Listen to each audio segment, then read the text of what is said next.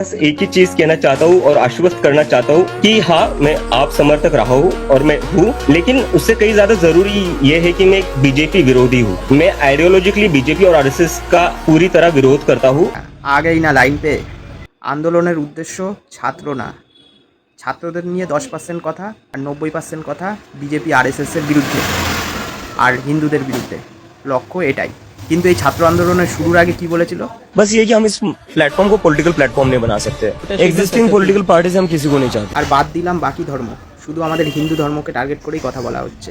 এই বাঞ্চোতকে বা ছাত্রদের জন্য আন্দোলন করছে।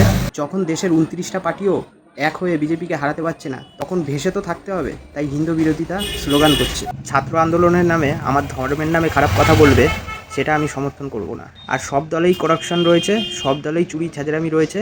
দিন বিজেপির বিরুদ্ধে কোনো ভালো নতুন দল আসছে আর তারা ভালো কাজ করছে না দেখব, ততদিন মোদিজি ঠিক আছে।